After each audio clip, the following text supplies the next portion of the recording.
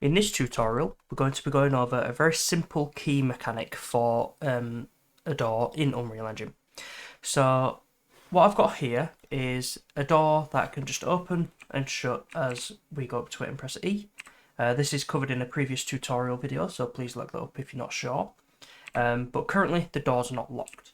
So what we want to do is have it so in code this door has a lock. So that's the first thing that we're going to do. All we need to do is open up the door blueprint, go to add a variable. It should by default be a boolean, but if not, just change it to a boolean here. And then all we need to do is change that to, I'm going to call it unlocked. So when it's false, it's locked. When it's true, then it's unlocked. What we then need to do, so this kind of code is in that previous tutorial video, like I said. So if you're not sure how to create this, then please check out my door tutorial.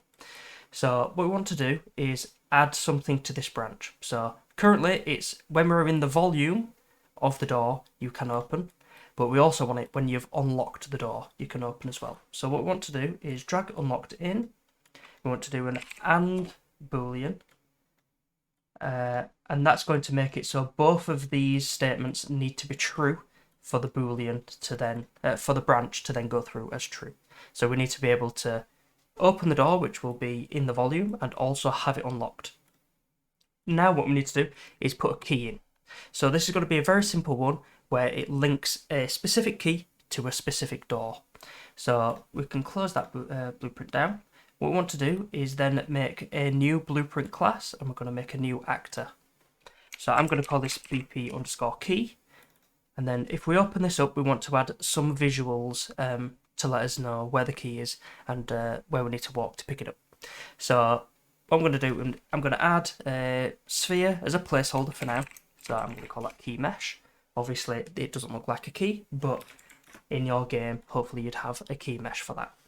So this is the sphere for the to pick up. What I like to do is I like to add collision triggers just as a safe way of detecting. Sometimes just using static mesh doesn't work quite as well, so I like to use collision meshes. So if I just do a collision, and I'm going to do a sphere collision just so it matches the key shape, and then make that slightly bigger, so when I walk into this area, it picks up the key, unlocks the door, and then destroys this key, so it's as if you've picked it up.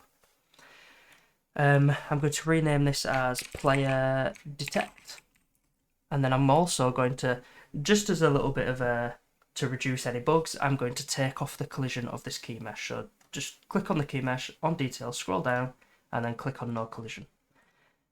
That would be if, for instance, you wanted it to press E to pick up rather than just walking near it.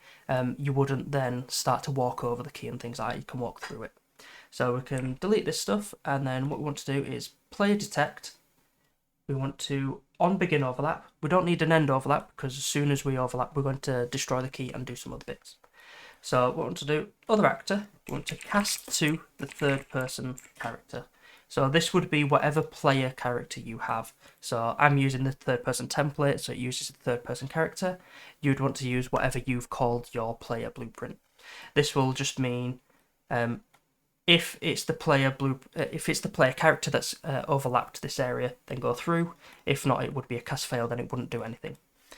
So what we then need to do is we need to get a reference to the door, so we can get that unlocked variable and change it. So what we want to do is in the key, we want to make a new variable. We want to call it door ref, or whatever seems sensible to you.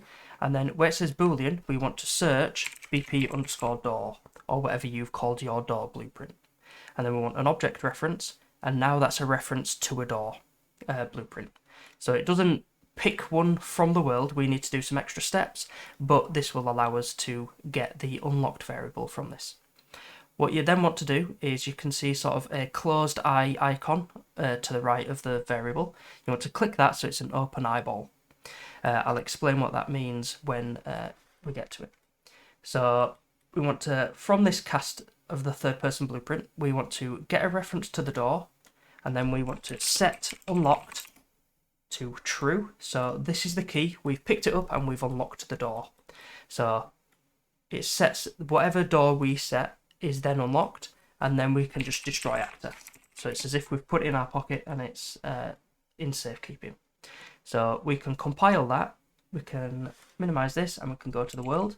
And then if we drag the key in somewhere, so somewhere out of the way or wherever you want to place it.